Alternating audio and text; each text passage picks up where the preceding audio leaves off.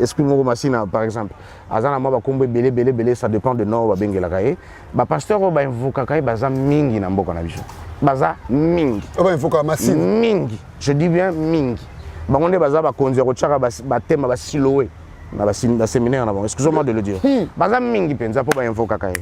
Alors ba yebi mamna oloba. Toye ba ni siloé. Soki toye banaki veto loba bon. Alors hier la déesse au Nathalie Kombo, Azar responsable, Azar archi-démon, s'il faut le dire comme ça. Il y a dimension du colo. Azar dimension du colo, à Tambourana, 6666 démons. Voilà. Et il y a aussi le côté habillement. Habillement, voilà. Il y a aussi le côté habillement. Sauf que, dans le côté, la conception d'affiche, dans le pasteur, bon, on a un micro, Azuman Zela, Tchaboé. Donc, pasteur a soit Tchenjela. Voilà, Bazar, Batouazan, Akata Kabal Juif, Bazar, homosexuel, Invoka. L'ange a Raphaël, s'il faut, nous allons un peu direct.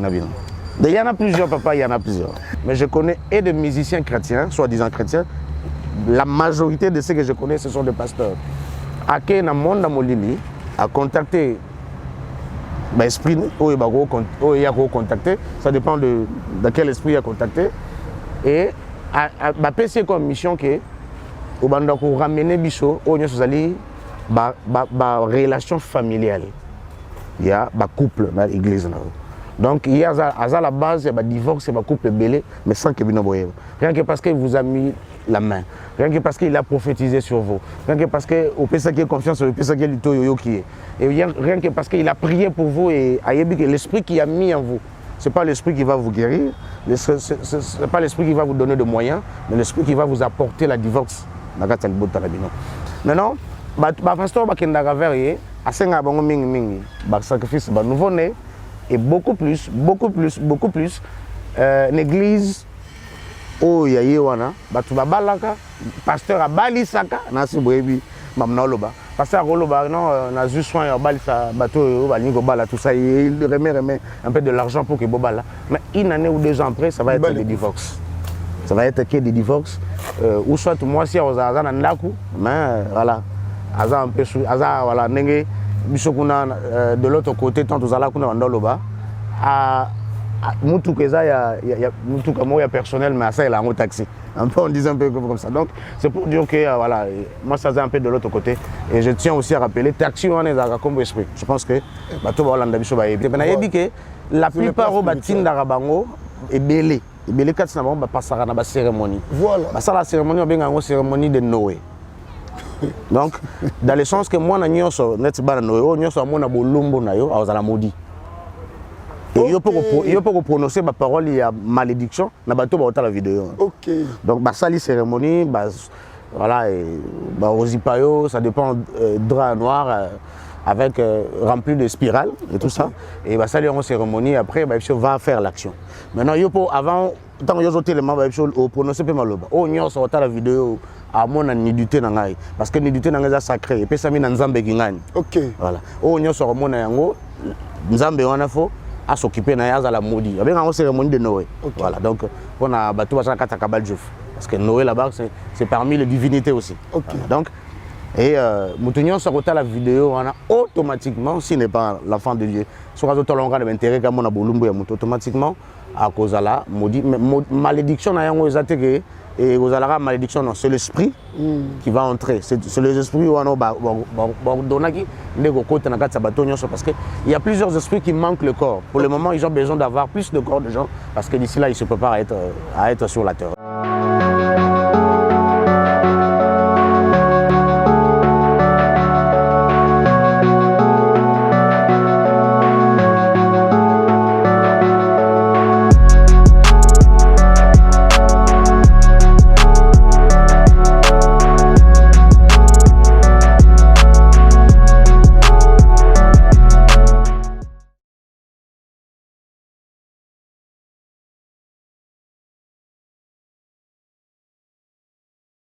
Mbote Nabino partout dans le monde entier, Nzambe Pambola Bino, c'est votre émission Le Monde dans l'Église. Et c'est une émission encore spéciale où Nzambe Atali Sakinga tout découvrir Makambu o Ezana Mokili et Nakati na Limbo Malansan.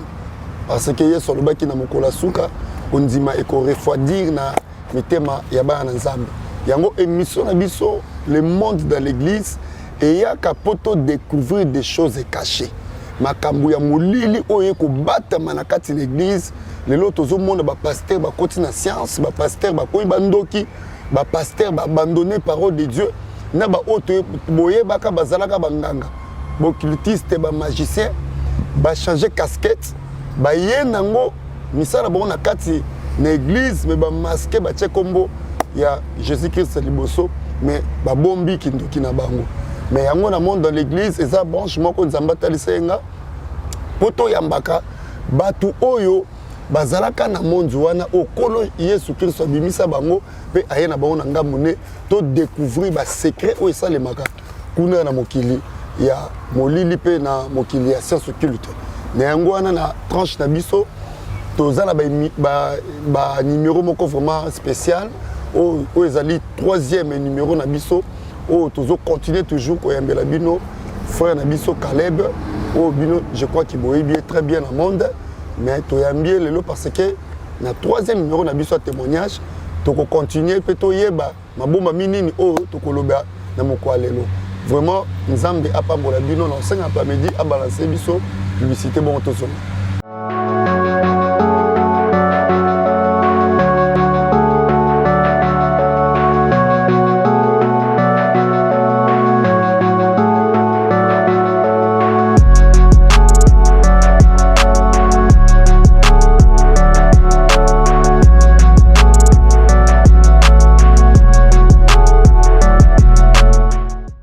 Merci beaucoup na Plamedi. Wana Plamedi na osenga ofungo la caméra. To yamba invité na biso, frère na biso, Caleb. Bonjour frère Caleb. Bonjour papa. Vraiment très heureux à comment en bonne santé. Ah ouais, nzamba zalokumu, merci aussi et na pesi nzambe. Merci na ndenge pe to monani. Yeah. Parce que je ne sais pas si je peux calculer ça là 2 mois ou 2 mois. Voilà, on a commis nzambe pe to kutani susu. Je vous remercie énormément. Merci. Na ba téléspectateurs nyonso ya émission la biso. Merci aussi à l'équipe technique Mobimba et merci vraiment à l'évangéliste. On a plaisir de quitter son église et de venir nous voir. En tout cas, merci beaucoup papa. C'est vraiment du plaisir, il y a le souk parce que plusieurs personnes c'est payé na premier numéro, deuxième numéro, ou ils ont 3e numéro. Il y a un autre le sous frère Caleb, Yozamo Anzambe. Donc on parlait sur l'actualité mondiale. Makambozo le kala maintenant na kati ya monde. Bon, introduction de cause à la nine actuellement vie à figure ya monde dengozo traverser na image à mokili dengozo traverser. Que pensez-vous? Merci beaucoup Mosagodi. Merci beaucoup évangéliste. Nazara Bosagodi. Ah ouais, c'est ça aussi. Merci beaucoup. Merci pour l'occasion puis singai ya kosola na bana nzambe. Comment na lingi ko profiter de logo isa bana nzambe ke na tant nzamba pesi biso to passer les lots.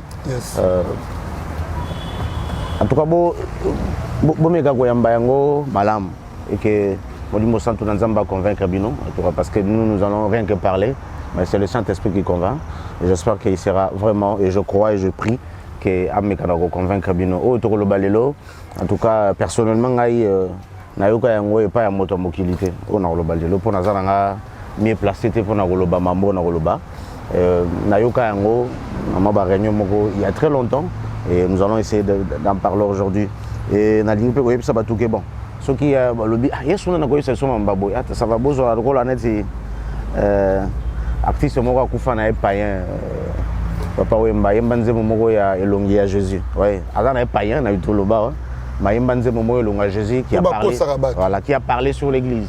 Azana yemuta mokili mais il a parlé de choses vraies qui se passent aussi à l'église. Alors ce que monique yam susu frère Caleb, comme on a frère Caleb, donc frère qui veut dire être en Jésus, ils ont dérangé. Alors, dans l'ingénieur, peut-être pas bon parce que nous allons parler de quelque chose que moi je sais, que je le crois que c'est très important. L'homme qui les a vraiment, comme on a souka, qui est na dernière virage, s'il faut le dire. Parfois, on a comme un mot au banc à la vie, mais qu'est-ce qui va arriver? Est-ce que je me pose dessus des questions parce que est-ce que le Seigneur pourra me faire grâce? Est-ce que Nzamba au monde parce que ce gars les lois lèvent mais ça la mieux au tikali. Je ne sais pas ce que tu le bassonin. nous qui parlons de la part de Dieu. Yeah. Alors, mais, tu as que la situation dans le monde, tu as la reine d'Angleterre à Koufi. Et je pense que Bichot Tozaba en Zambie, Tozaba Baza mieux placé. Il y a ce qui se passe dans le monde et ce qui reste à se passer dans le monde. Et conditions à Bichot et Rosala Nini. Tu vivre en Nini. Le lengue na biso vivre, le lengue na biso kolia, le lengue na biso ozala, il faut ezala ndenge ni. Mais ça déjà signale voilà. La mort est reine. Voilà, ouais. Signale on les a etika les transition, etika li, hein, roi ou azu bokonzi. Azara roi moi transition voilà, parce que d'ici là, l'Union européenne fait comme un encore d'ici là. Je ne sais pas si dans combien de temps, mais c'est dans peu de temps. Et voilà, et il y a beaucoup de choses qui se passent là. Je pense que nous allons parler un peu très longuement avec le prophète sur qui était réellement la dame ou accueillie. Mais moi, l'Iwanaye, ça doit nous dire quelque chose. Et l'acception de l'autre pour nous dire parce que Aza Oyoyebi. On a bakoufi wana. Et ça va nous bakoufi antenne ça le belon même pas antenne A le belon même pas. Sur le belon faut aller payer. Mais ça na bateau sur bakoufi, c'est le monde entier qui en parle. Ouais. Et pour na kokoufa la reine, il y en a même Royaume-Uni bande ko bongama nini bakosala soka koufi. Donc c'est Azamutu, oui, Azal roi Bicho, Azana Makolomi, Balé, Makolomi, ça tout, mais Azaki, Oyo, Abongi, Azal, Azaki, le Lengemoko, n'a bichoté sur le plan social et sur le plan spirituel aussi, Azaki, n'a Nengemoko n'a bichoté. Alors, c'est quelqu'un qui est parti, Oyo, à Ebaki Mingi, à Simbaki Mingi et à Boujaki Mingi et à incarner beaucoup de choses, s'il faut aussi dire comme ça. Il a dirigé aussi le monde. Elle a dirigé le monde, elle a été une personnalité si forte. La reine Elisabeth Atiki Bicho il y a quelques temps. Mais pour la Bicho chrétien, pour moi, je le dis et je le répète encore, nous avons un message à comprendre là-dessus. Parce que la dame a incarné une personnalité spirituelle, Azaraki déesse. Et je pense que c'est très important pour nous, pour et nous allons très longuement parler avec le prophète. Dans la situation mondiale, il faut préoccuper Bichot. Et ça, la situation politique, historique, géographique, mais c'est d'abord sur le plan spirituel. Il y a un Dieu qui contrôle le temps des circonstances et il sait ce qui se passe. Et nous, ses enfants, devons aussi savoir ce qui se passe. Par rapport à Nangina Fungolamo Mukende Nayoki, pour Nazaka vraiment très attentif dans le bas. Au bout d'ici peu de temps, l'Union européenne au Sangana.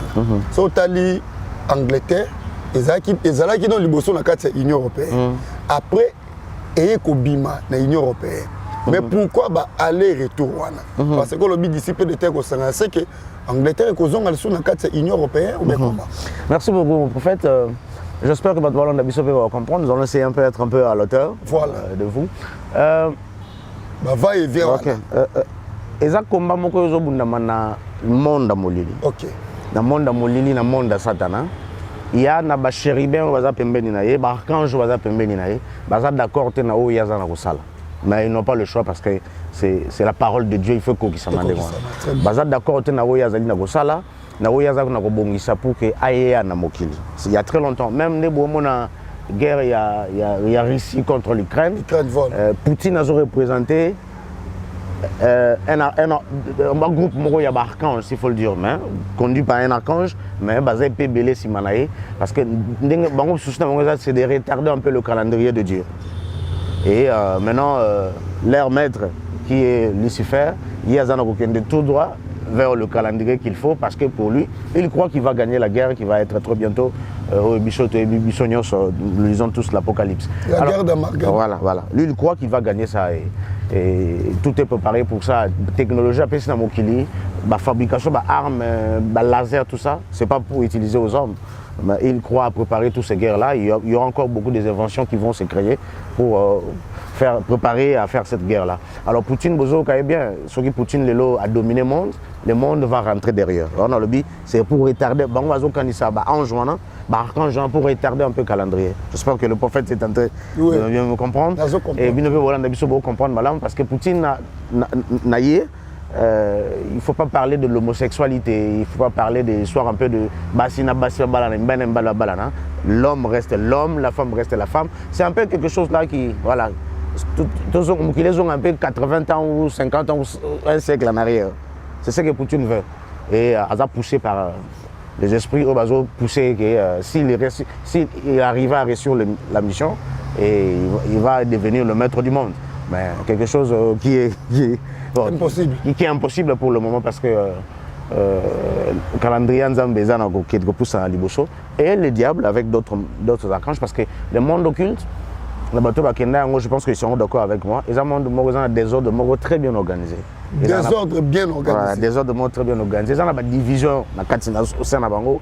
Il y a des combats d'ailleurs. On appelle cet exemple, on peut comprendre. Sur vite, sur le terrain, mais sur le plan spirituel, on a un monde un monde et ils ont un peu spirituel. D'ailleurs, ils ont un lobby en côté. Ils ont un président et un Derek Moak. Comme ça, le Bao a accusé vite avec exemple dans Moulili. Les présidents y a vite à Moro titulaire. Il y a des rings pardon là-bas. Match il y a vite à Manebé à Maradana Boutou.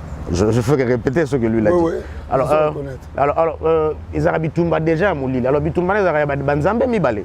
Ce sont des esprits mais bah bunda pour azan pour ça gagner bah singaki gagner c'est biso singaki gagner c'est biso. Monde dans les années c'est comme ça que ça se passe et Bango nous avons une guerre vraiment interne qui n'a rien à voir avec nous et bien sûr que les conséquences sont tombées par Nabiso. Donc sur le plan spirituel il se passe quelque chose là, c'est un moment de transition. Et Papa Lobby, c'est qui est clair que d'ici là, l'Union européenne va redevenir un pour gouverner le monde. Bien sûr que c'est l'Italie qui va être un peu comme capitale de l'Union européenne, ce n'est pas la France, ce n'est pas l'Angleterre. Mais la question Papa Lobby pour un aller-retour et tout ça, c'est parce que tout simplement poussé par les esprits, parce que on a incarné des SOO. Il a plusieurs noms, et KT, na Congo, il y a plusieurs noms, Massina et tout ça. Massina. Ah ouais. Donc Massina, il y a commune. Ah oui, il y a des SOO. L'église catholique est Marie, non? Marie à Valencia, Marie à Magoué et tout ça. Il y a Combo et dans l'Égypte ancienne, et représentant même misé à l'Ixor et tout ça, na la dame Simbi, Azana Moutou, il y a Niaou et Simbi, moi Trousse. La reine Elisabeth en Nordinga Simba Ming. Trousse, on a un Simba Mingi, ils ont un message. Bien sûr que ils ont un message sur le plan physique, mais premièrement, d'abord, ils ont un message sur le plan spirituel. Pour nous appeler ce message, Azana ils ont incarné. Donc, c'est la dame qui a incarné. Il y a plusieurs noms. Parce qu'il y a plusieurs noms, mais en Congo, vous voyez bien, il faut qu'il y ait un combat Massina, voilà. Kisha c'est un combat de démons, Banali est venu, on a Kassavou, un combat de démons. Je pense que les gens en savent quand même. Moi j'en profite pour en parler quand même. Vraiment, frère Caleb, c'est bon comme ça qu'il y a des choses cachées. Totalement, les locaux, il y a la reine, la guerre, il y a Marguedon. Les locaux, Fungo, les paiements, mais savez-vous qu'avant à Marguerite Salema, il faut église enlever. Oui, c'est ce que je dis. Il faut que Balanze base la prenne. Dans le dernier virage, d'ici là, l'enlèvement va se faire et on a le but s'occuper de l'enlèvement Sami qui est au Tsikali de Olobanine. C'est ce que je dis ici parce que je suis conscient qu'avant tout ça, il faut d'abord que l'enlèvement mais avant l'enlèvement, il faut que l'Afrique, et dans le moment de transition au monde des Anayango, il faut que l'Afrique ait besoin Kimia et se développer. Voilà, selon ma calcul occulte, selon le calendrier occulte, ça va être 3 multiplié par 3. Donc, ce qui va faire 9 ans, ou plus ou moins, ou 10 ans, pour l'Afrique soit en vol, les Udes. 10 ans, tout doit être développé. Moukileza sont Moukila Karaté, qui est bloqué Tongama en France, ils sont à 20 ans, 50 ans. Aujourd'hui, il y a des choses, des édifices, et ça là à 5 ans pendant Tongango. Aujourd'hui, dans une année, vous pouvez le construire. Okay. Alors, l'Afrique va vraiment se développer dans 10 ans, dans 9 ans, pendant 9 ans ou 10 ans. Et l'Afrique va prendre tout son envol. Et après dans ce moment-là, le 3e temple va être reconstruit. Et c'est après ça. Donc c'est déjà à nous d'être prêts. Hein. Là, je dis, dans le but exactement ce qui va arriver. Personne ne connaît ni l'heure ni le temps. Seul ce Dieu qui le connaît. Mais je dis ce que j'ai appris là-bas. Parce qu'on nous disait, pour influencer le pasteur, tout ça. Il faut orienter. Je dis en connaissance des causes de ce que je sais. Donc d'ici là, bien sûr que Papa Lobby, l'enlèvement va y être. Mais avant l'enlèvement, c'est d'abord le développement de l'Afrique. Le but c'est que le roi n'a le but bongo, c'est que les gens ont je prends le temps. Ceux qui enlèvement et au mais les rois écoute.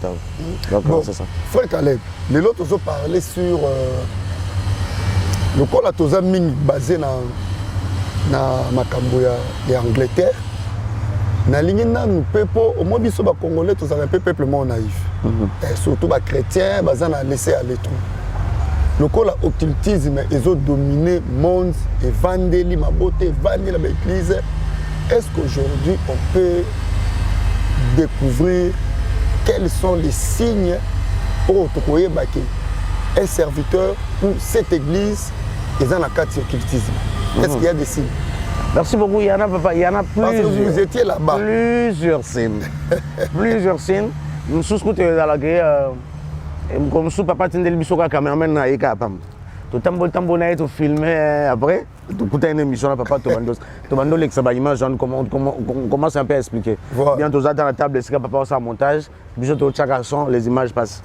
Et aux alors c'est très important pour que sunga ba na parce que boy quand il est un peu compliqué mais directement ce que je peux dire papa tout le monde en l'église, il y a plusieurs églises où on va dessiner l'ongle à Jésus, to bâtir photo à Jésus. Voilà. Malheureusement, est-ce que c'est biblique qu'il faut même à tout le monde dans l'église bâtir photo à Jésus? C'est pas l'idolâtrie. Bon, en fait, d'abord les chrétiens doivent savoir parce qu'ils doivent chercher tout ça dans la parole de Dieu. Voilà. Malheureusement, si on trouver des pasteurs va voir un moyen de trouver le bon verset pour nous illustrer. Vous voyez quand les gens savent qu'il y a des bibliques, qu'on doit adorer statue, tout ça, pourquoi il faut amener la statue.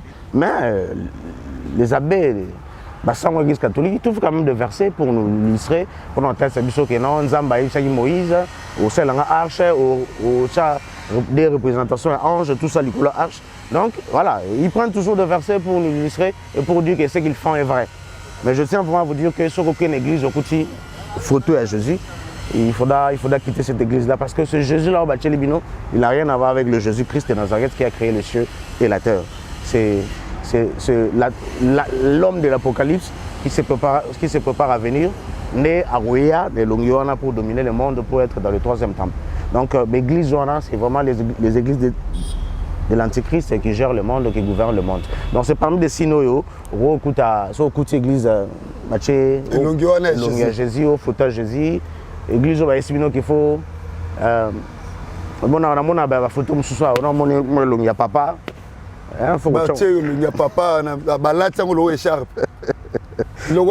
Voilà, ça c'est l'idolâtrie. Ça n'a rien à voir avec la parole de Dieu. Ça c'est vraiment l'idolâtrie. Mon latina kingoana, as un pasteur, bien sûr, je boité, mais essaie un peu de lire la parole, essaie un peu de lire l'acte des apôtres, parce que c'est ce que tu fais là et dans la Bible. Il y en a comme ça, pasteur balata bague. Bon, malheureusement, ce que bague un peu nazal a été pour la on a mis une photo, mais je devais vous montrer ça. Oui. Un peu de bagues. Voilà. Mais il y en a plusieurs bagues que je pouvais peut-être emporter, je ne sais pas ce qui. Voilà, mon modèle non net bague boy mais du coup moi carré moi noir. Voilà, papa on essaye bien vraiment. Na mon nango pas prophète moi là tango. En fait toi là on a papa même comme ça avant d'angana mbay pour na monique. Papa moi carré moi noir. Oui, moi carré, moi net moi triangle, même carré. Et dans net noir na kati na pierre noire na kati. Voilà. Et mususu na kati na ngo mona kwa net étoile oyo na Mercedes. Mona na baga Mercedes na mituka oyo bengi Mercedes tout ça. Et yangona et ça la succès mingi wana na mboka na biso et zalaka na. Et si la babenga ngo bemba nyoka. Voilà, DS na sirène wana za DS des sirène moko benga à Goro Aguada voilà, hein, je crois que artiste n'ont pas besoin de ça comme on a Aguada tout ça. Bon, na vrai comme c'est Mami Wata, voilà et ba invoka kaé et représente kaé ils ont na signe na Mercedes voilà. Et représente kaé et beaucoup de gens aujourd'hui bazana utilisent kaé invoka kaé pour dominer l'église pour faire des opérations dans les églises. Et il y a aussi le côté habillement de habillement voilà surtout. Il y a aussi le côté habillement, ce que na ba côté ba conception ba fiche na ba pasteur bomo na ba mikolo azimanzela tia boye.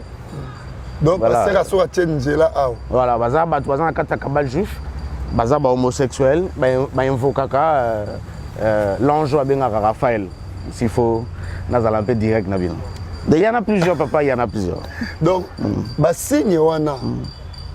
Et belé pe bola na biso bozana na église a bongo. Bozo samba omoni pasteur na bino zana signe wana mulai aw. Bola ta photo pasteur na bino ba incarna bola ta loko la médaille. Bacha photo pasteur na quatre église.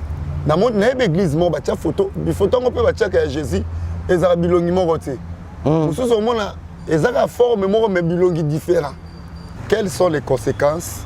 Il y a bateau ba côté de l'église, il y a pasteur voisin ba mindelu ba oyo, autopé ça moi ba signe, moi mukenabi ke ba signe za lango belé mais so nzamba sali grâce to koyeba mususu.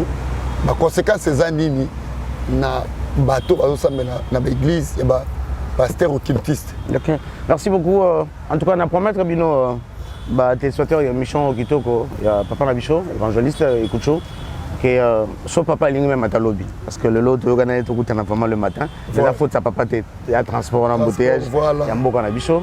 Ce qui a fait que là, on est déjà dans le programme dans la tête. En tout cas, vous allez nous excuser. Mais son papa lui-même à ta lobby. Je suis vraiment disponible ou le lundi ou le dimanche après qu'il le dimanche. Il a déjà ma passe pour naïe. Mais tout le temps, ça l'effort, on va subir, on a joué, on va photo, on a et on a besoin de point pour que tout l'accès. Et on a besoin de photo, de décoration sur l'église, on pourra avoir le temps de vous le montrer.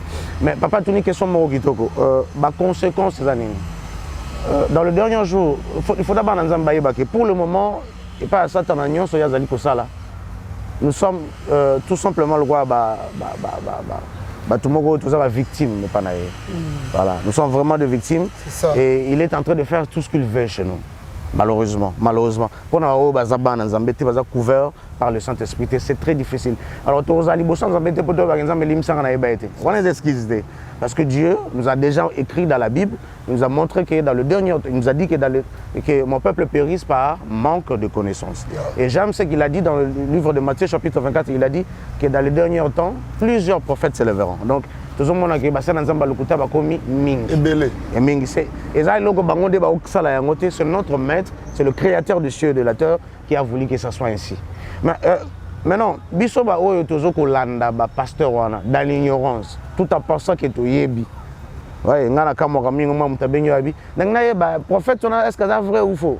Déjà je me pose la question maintenant que peut-être à tout un prophète moko badutaka parce que ezana bato yo ba bombama net batu na ropenga voilà net batu na évangéliste voilà na olinga ke mutu abombama là on peut-être to kolo baké vous avez raison yebi pena vinité parce que il y en a beaucoup aussi de faux dans notre pays effectivement ils est difficile de baké soit vrai ou faux ouais abombana tellement mais ezana bato yo déjà il y a les caractères oh nyoso fruit mbumane zo lakzake mutu aza susu mutu mutanzambete to azalaka déjà mutanzambete mais quand on a question bon ça prouve suffisance cause tellement d'ignorance c'est compliqué alors est-ce qu'ils c'est pas nzambe vous arrêtez parce que vous étiez ignorant non nzamba za na posa et ignorant voilà pourquoi il a dit dans sa parole qu'il est important pour vous que je m'en aille mais je vous enverrai le Saint-Esprit et j'aime les attributions de ce qu'il a dit et l'esprit qui va vous éclairer l'esprit qui va vous montrer le chemin l'esprit qui va vous enseigner donc molimo santo zakatino a éclairer a enseigner a la qui sont là OK n'importe comment te oyoka maté nyoso tout déjà le Saint-Esprit qui est en toi a yebso ko yangote alors moi je pense que mais maintenant en tant que mythique ndengwana to za na kata ignorance on pense savoir c'est ce qui est négatif. Alors maintenant, la conséquence est belé. Sur le plan physique, voilà. Et belé to botate à cause d'un yango, et belé to za puissance sexuelle à cause d'un yango, et belé de éjaculation précoce à cause d'un yango. Excusez-moi l'émission, papa maman balanda en famille, hein, excusez-moi de dire des choses un peu comme ça. Peut-être que vous dérangez, vous êtes en famille. Problème il y a divorce parce que moi je sais, je peux bon, c'est pas dans cette émission que je peux citer des noms, mais je connais et des musiciens chrétiens, soi-disant chrétiens. La majorité de ceux que je connais, ce sont des pasteurs. À quel monde Molini a contacté l'esprit il a contacté, ça dépend de quel esprit il a contacté. Et a pensé comme mission que au banda pour ramener biso au nyosali ba relation familiale. Il y a ba couple dans l'église là. Donc il y a à la base il y a divorce et ba couple belé mais sans que bino boye. Rien que parce qu'il vous a mis la main, rien que parce qu'il a prophétisé sur vous, rien que parce que au pesa qui confiance au pesa qui est qui est. Et rien que parce qu'il a prié pour vous et l'esprit qui a mis en vous. C'est pas l'esprit qui va vous guérir, c'est pas l'esprit qui va vous donner de moyens, mais l'esprit qui va vous apporter la divorce. Excusez-moi le divorce, excusez-moi. Ezana makambo mingi na kati wana. Ezana ba mususu esprit wana ko na pesa net exemple na tanga na lobaki ya ke esprit moko masina par exemple. Azana ma ba kombo belé ça dépend de nom ba bengela kaye. Ba pasteur ba invoka kaye ba za mingi na mboka na biso. baza mingi. Il faut qu'on massive. Mingi. Je dis bien mingi. Bango nde baza ba konzi ko tchaka ba thème ba siloé. Na ba séminaire na bon. Excusez-moi de le dire. Baza mingi penza po ba invoka kai. Alors ba yebi mamna loba. To yeba ni siloé. Soki to yeba na ki veto loba bon. Alors hier la déesse au Natangi Kombo. Aza responsable, aza archi-démon, s'il faut le dire comme ça. Il y a dimension du colo. Aza dimension du colo, à Tambourana, 6666 démons. Voilà. Et il y a un responsable, il y a un sorcier, oui, tout ça. L'esprit, il y a sorcellerie, à invoquer. Toi, c'est la dame qui est responsable. Maintenant, le pasteur qui est vers à Sengabango Ming, le sacrifice nouveau-né, et beaucoup plus, l'église, oh, il y a wana, batu babalaka, pasteur abalisaka, nasi boebi, mamna oloba. Pasteur oloba, non, na zu soin balisa, bateau, balingo bala, tout ça, il remet un peu de l'argent pour que bobala. Mais une année ou 2 ans après, ça va être des divorces. Ça va être que des divorces. Ou soit moi, si on a un ndaku, mais voilà, aza un peu sous, aza, voilà, nenge, bisokuna de l'autre côté, tant aux ala kuna wandoloba, Moutouk, il y a personnel, mais ça, il a un taxi. Un peu, on dit un peu comme ça. Donc, c'est pour dire que, voilà, moi, ça c'est un peu de l'autre côté. Et je tiens aussi à rappeler, taxi, on est dans comme esprit. Je pense que, tout va aller. Donc, nous sommes et cet esprit-là, ce qu'on continue à couper ça, mais bon, parce que c'est l'esprit qui est en toi. Et on a l'idée que la femme qui est à moi va convenir. Ce que ma femme moi si mobile azananga azobivre nanga zo convenir ngate. Mingi a comment dégoûter batu na ba désir sexuel. Ouais, moi azana mobile nanda kuma zo kao na suis pasteur azawa zo abakana mingi. Ko mobile nanga nazo sentir na discuter. Mais c'était comme dès le début au balana que ça bon dès le début mais si quoi dans mon intime on sentit le soutien. C'est comme ça que ça se passe. Et la plupart des églises ou des pasteurs, surtout prophètes entre guillemets des grands pasteurs, ils font ce travail là. Je répète, beaucoup qui peuvent identifier bon on a bablo on a siloé voilà l'eau on a grâce tout ça voilà. Beaucoup qui identifient bon Anuka. Maintenant la personne qui invoque Anuka lui l'invoque invoquera d'autres dieux. Voilà, na boy ko ba détail mais il y a un invocaka ah boy bina ito loba ki batcha banzela boy na déjà ba invocaka Saint Raphaël qui est voilà qui est voilà donc et ba invocaka démon wa bengaka Obi parce que Obi eza kombo e ba saeli munduki to soni to loba mais kombo na Obi eza kombo ya esprit na kamo ko mo en église babi to charger Obi en fait bozo bengana esprit bozo charger les na comme esprit donc moi je pense que ils ont un peu un manque ils ont aussi l'ignorance totale et c'est l'ignorance que je me dis bon voilà donc et il y a beaucoup plus d'invocagande ba Raphaël na bobi wana yenda ça là bango et bazana musala moke de détruire les familles de génération en génération là c'est beaucoup trop dangereux na ba kenara et pas yakuna mais c'est encore trop dangereux na ba oyo bazana ba bloka ba siloé tout ça c'est facile hein sur mon pasteur bongo. Voilà, on a mis sur mon trop pembête parce que la dame, voilà, est vocable. Comme ça, on est un esprit à séduction. Voilà, parce que la dame, Massina non loba est caté, surtout que loba sous bongo, azana plusieurs noms. Ce que vous avez invoqué, c'est ce que vous avez moi aussi, beaucoup plus être dans la séduction et tout ça. Ce que vous avez moi Mobali aussi, c'est beaucoup plus être dans la séduction, être derrière les femmes. Et ce que vous avez la relation sexuelle avec la femme, tu peux rester pendant 12 heures du temps aux la relation sexuelle. Donc ça se passe un peu comme ça. Donc on a la force d'esprit, on a animé par l'esprit. Animé par donc quand tu restes pendant 12 heures du temps, c'est automatiquement, vous êtes commis inhumain quoi, vous êtes humain. Alors c'est un peu de force comme ça que on a rejoint. Baptiste Mbele a mokilipe à Nzambe. Voilà donc parce que la femme doit transpirer et il y devait aller ramener là-bas pour que ça n'homme ça. Frère Caleb. Oui papa. N'a tout nous eloko moko à ma qualité d'un serviteur de Dieu. Dans un journaliste était bande bolimbisa non évangéliste comme journaliste. Ngai na ya bopo bo découvrir. Na peine ebi eloko na osala parce que biso tozana na kati ya vérité à Jésus-Christ. Ba pasteur wana et ba science occulte. Avant na tout non ya ba pasteur.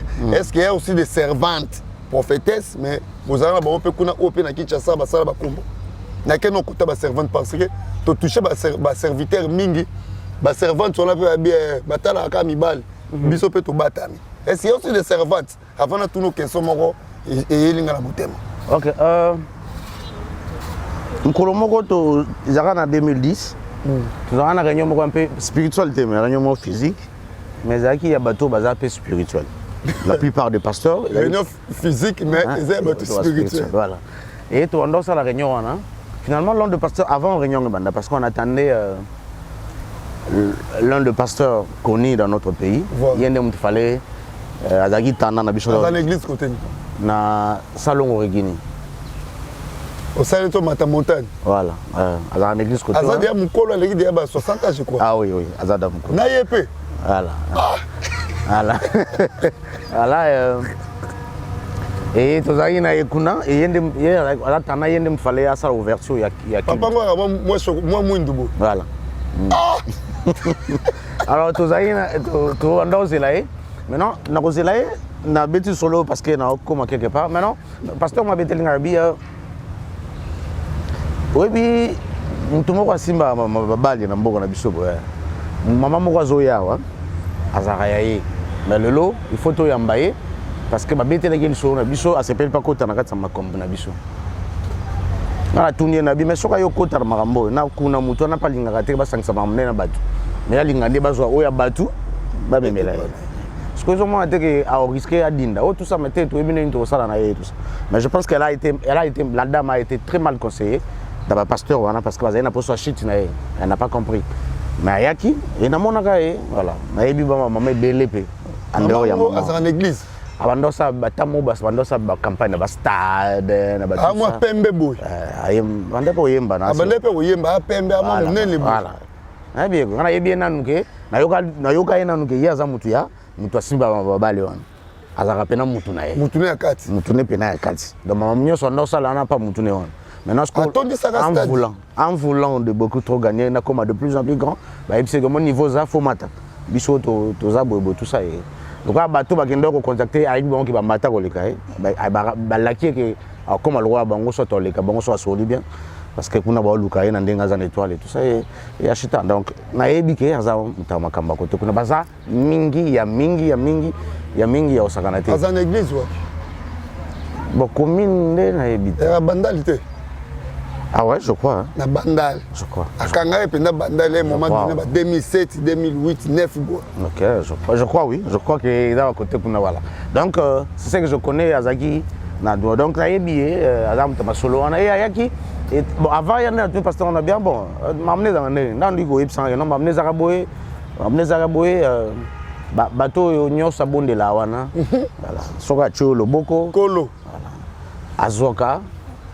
Voilà, bah étoile ya batu et ayaka nango apesi mutu na ye et mutu na mema ngo na mambabale voilà et ça arrive aussi que bato belé o ba ezana ye na habité bandeko ba landi biso so ba kosala banquette un peu sur lui je ne sais pas mais la plupart des bateaux bazana ye abondela mingi pona bango et belé ba sala crise cardiaque ba kenda et belé ba bela maladie banate bakenda et tout ça bela basa accident un peu sans suite et tout ça et belé même ba bana ko bunga boy parce que ngana yebi tanga yaki kuna yebisa qu'il faut quelques personnes ba bunga ya ko bunga pour ya kota na masolo na yebi ke belé bando ya o bi église o ya église so mamna lo baso bande ko batwana ba ko benga évangéliste ba do bagena on va pas le biso to vivant parce qu'il a peut-être fallu que mutumo lo ba pour ba témoigner.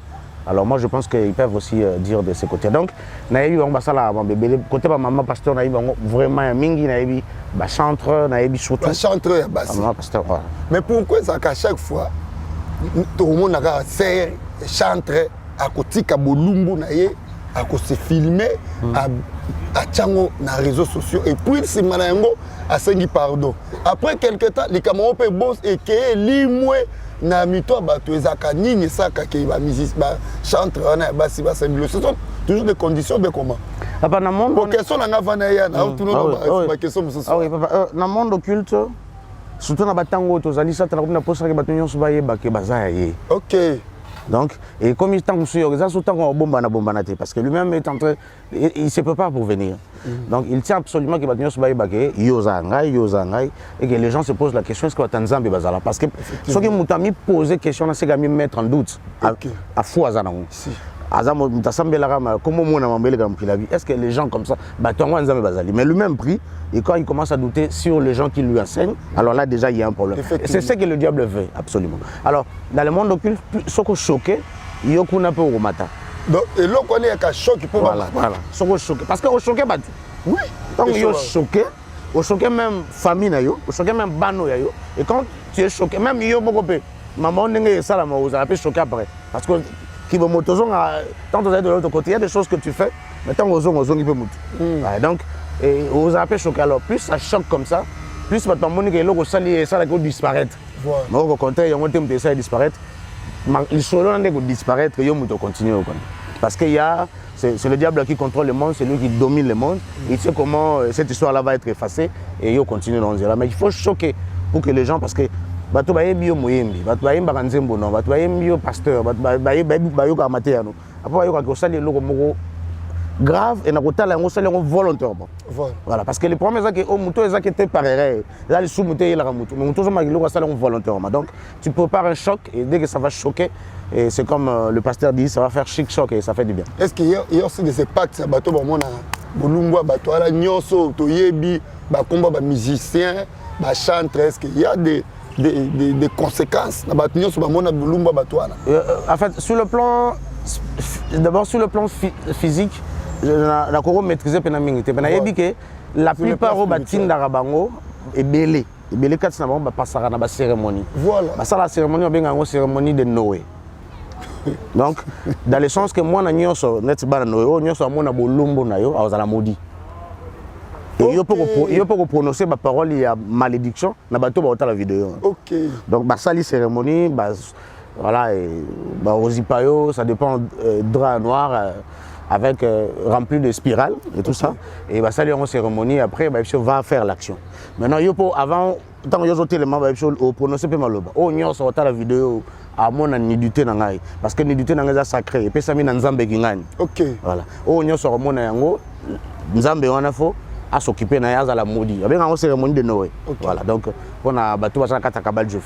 Parce que Noé là-bas, c'est parmi les divinités aussi. Okay. Voilà, donc, et Moutounion se retrouve la vidéo, on a automatiquement, s'il n'est pas l'enfant de Dieu, sur la longueur de l'intérêt comme on a Bolumbo et automatiquement, à cause de la malédiction, et vous allez la malédiction, non, c'est l'esprit qui va entrer. C'est les esprits où on a parce qu'il y a plusieurs esprits qui manquent le corps. Pour le moment, ils ont besoin d'avoir plus de corps de gens parce que d'ici là, ils se préparent à être sur la terre. Donc, ça se passe comme ça. Malheureusement aussi pour Nabiso, malheureusement, tu ne t'es pas préparé. Est-ce que tu as prié? Est-ce que tu as pour quelle motivation? C'est ça aussi le problème. Évangile de Koutsou, à Rotal, il faut attendre ce qui s'est passé pour nous le bilan de mission. Là, c'est autre chose. Mais il juste pour se faire plaisir et tout ça est comme il le dit. Comme la masturbation, voilà, comme l'impudicité. Voilà, et c'est ce qui amène tout ça aussi, des femmes de nuit, des maris de nuit et tout ça. Ok. Voilà. Quels sont les gens qui sont frère Caleb? Yo obimis elbiso ba faux pasteur ou ba toni na Kinshasa awa ba kangi Kinshasa ba zo sala ba makambo.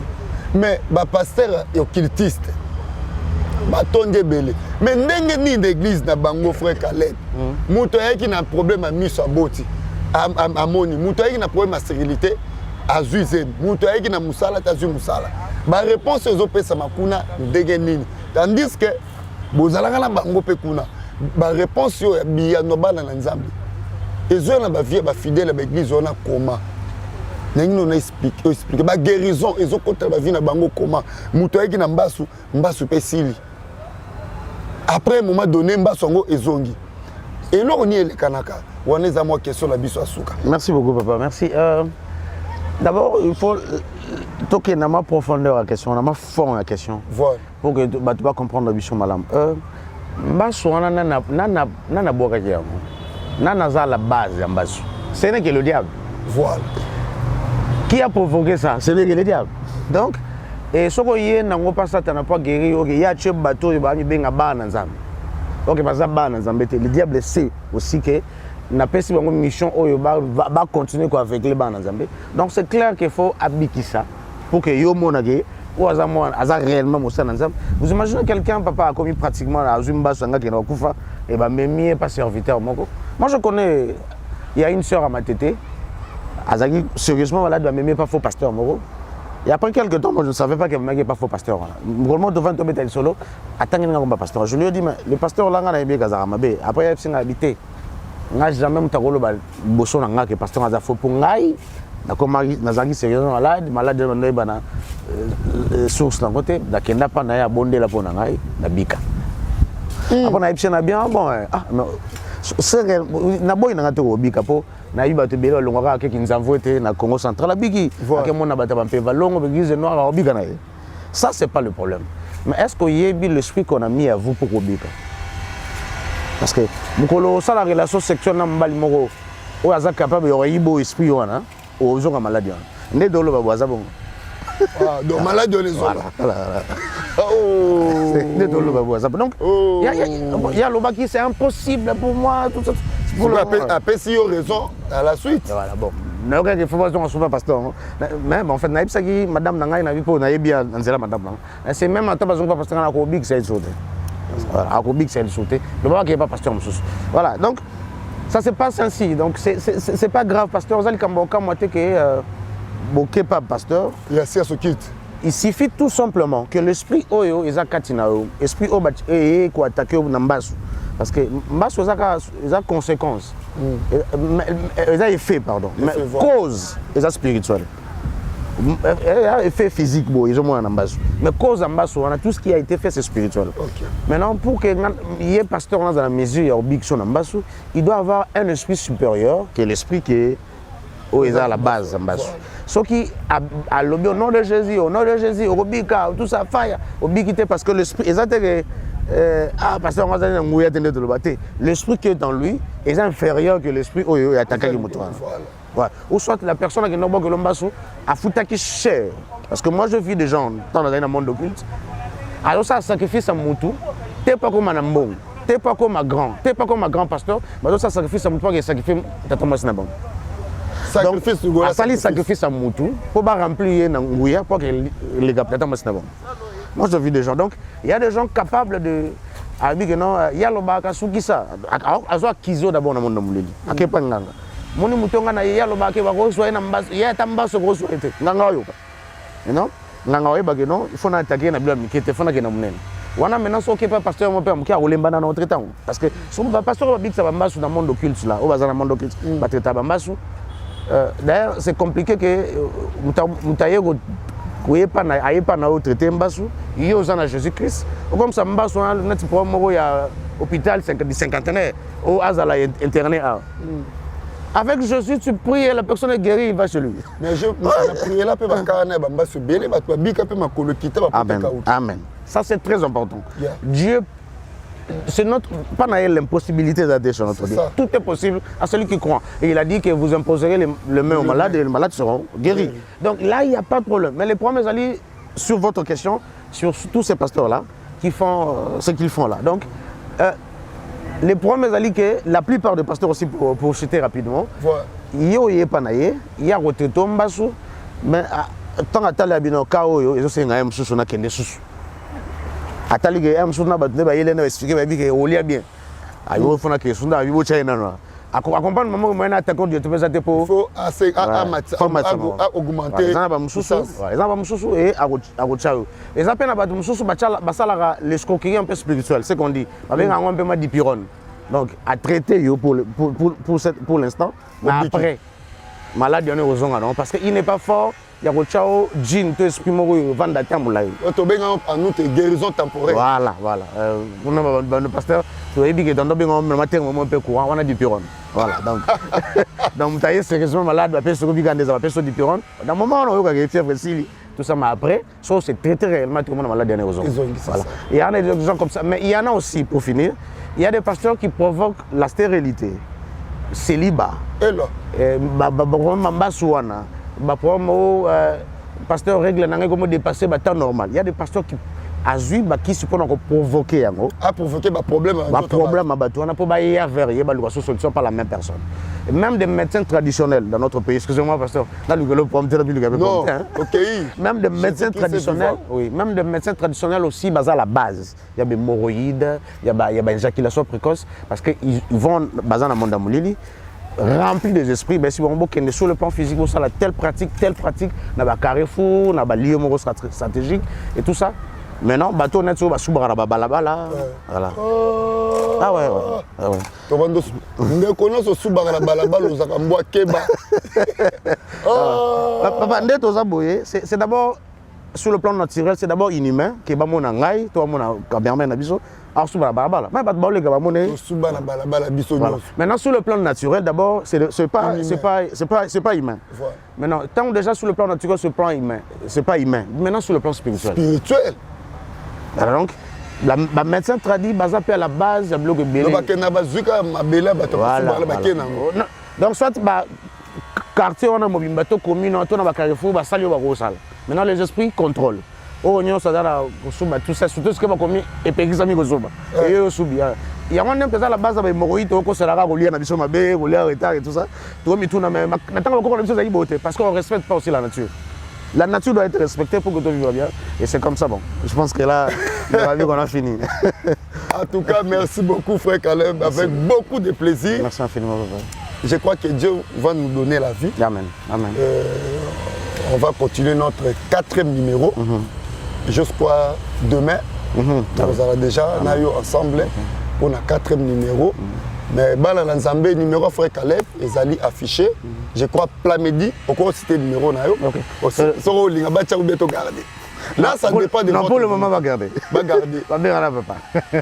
Frère Caleb, il faut garder le numéro. Il faut où tu as la volonté. Parce que d'autres personnes vont atteindre directement. Je suis là, mon numéro est affiché. Vous avez besoin de Moutouna, Benga na numéro Zahana, et ça numéro évangéliste. Vraiment, Kolo et Sopambo Labino, et Zali, émission Labino, le monde dans l'église. On dit que frère Caleb, comme pasteur, on a régulier na Baïmba, na les mines autres. Papa, moi, on a joué exemplaire et papa na Mikolo. Et on a mon aboy avec raison. Si on a mon limon en Zambé, Saint-Esprit est qu'on rendre un peu anormal na miso bato salamani. Na boya ka ba serviteur de Dieu belé ba papa belé ba ka ba chor. Lelo oyo ko confirmer nga c'est que na zana nzambe so. Na boya belé ba tikala ka moko ba batela ki lilo ba nzambe na molimo sala. En tout cas nzamba pambola bino bandeko bolandi émission. Abonnez-vous massivement. Abonnez-vous massivement, abonnez-vous massivement, partagez les liens.